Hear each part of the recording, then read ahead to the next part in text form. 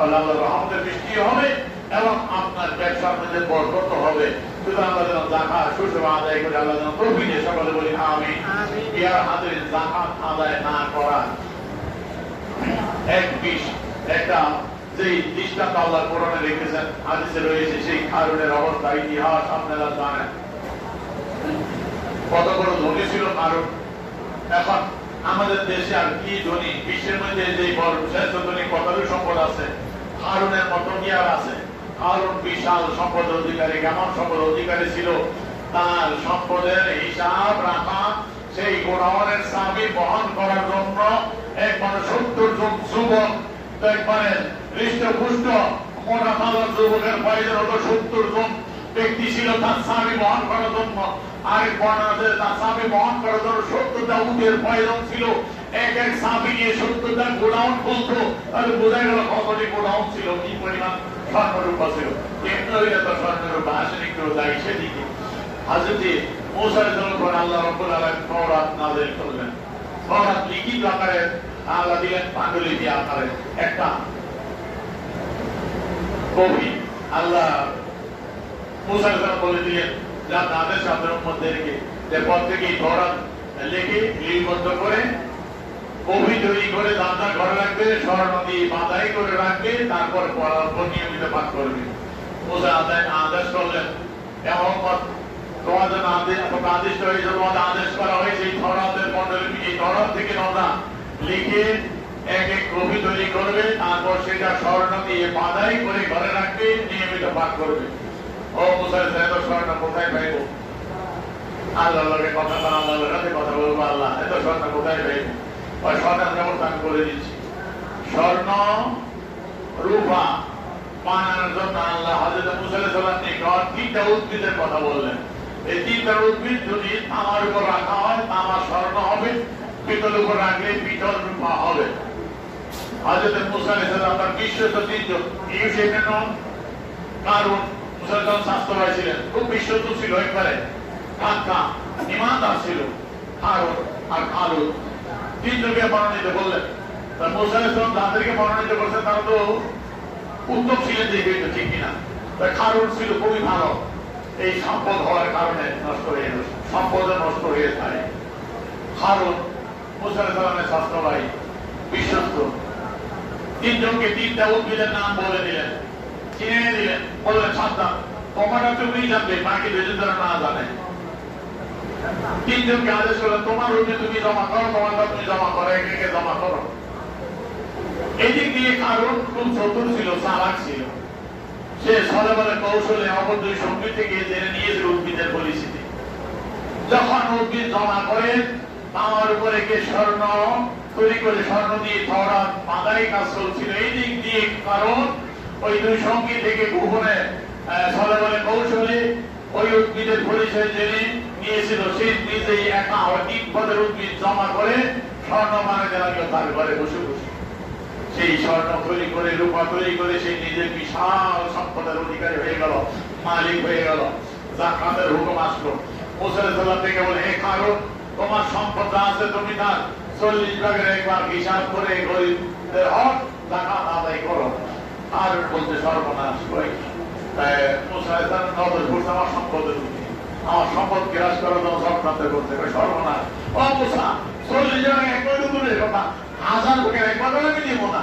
এই সম্পদকে এমনি বেশি নি, আমার বহুত কষ্ট করা লাগবে, এই সম্পদ আমি কামাই করছি কষ্ট করে, আমি দিতে পারবো না। মুক্তির হক কারণ 1 পয়সাও দিবে না।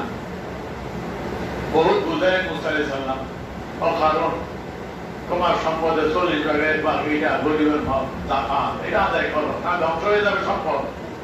অনেক বুঝে অনেক বুঝে কারণ মনে করছে হযরত মুসা আলাইহিস সালাম চক্রান্ত করে যাকাতের বাহানা দিয়ে তার সম্পদ খাওয়ার চেষ্টা করছে। আর এই দিক দিয়ে আরো কিছু সম্পদশালীকে নিজের দলে মিলাইয়া একটা দল তৈরি করছে, তারা যাকাত দিবে না। তখন মুসা আলাইহিস সালাম যখন যাকাতের কথা বোঝায়, তারা উল্টা বোঝে।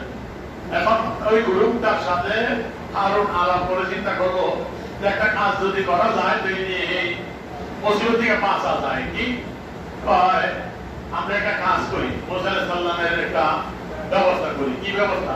কয় আসো আমরা টাকা পয়সা দিয়ে একটা বাজারে নিয়ে ব্যবসা নিয়ে ভাব করবো। তারপর বিশাল মজলিসের মধ্যে যখন মুসা আলাইহিস সালাম ওয়াজ করবো, ওই জায়গায় ব্যবসা মহিলা দাঁড়ায় বলবো যে হে জনগণ, আপনাদের কাছে বিচার চাই। ঠিক আছে, মুসা আলাইহিস সালাম জোর করে আমার সতীত্ব হরণ করেছে, তার আমার গর্বে তার সন্তান, এই পিতৃত্ব পরিচয় চাই। যখন বিচার দাবি করো, আমরা জনগণের রায় বিচার করে মুসা আলাইহিস সালাম দুনিয়া থেকে শেষ করে দিব, আমরা বেঁচে গেলাম বলে নাউযুবিল্লাহ। এক সপ্তান্ত ঘটলো, টাকা পয়সা দিয়ে ভাড়া করছে ব্যবসা মহিলা। তার টাকা পয়সা হইলে কি হয় দেখেন, সম্পদ বেশি থাকলেও মুশকিল। যদি সম্পদে সুষ্ঠু ব্যবহার না করা হয়, পতন কেমনে আসে? আমাদের দেশে এরশাদ শিকদারের কথা মনে পড়েনি?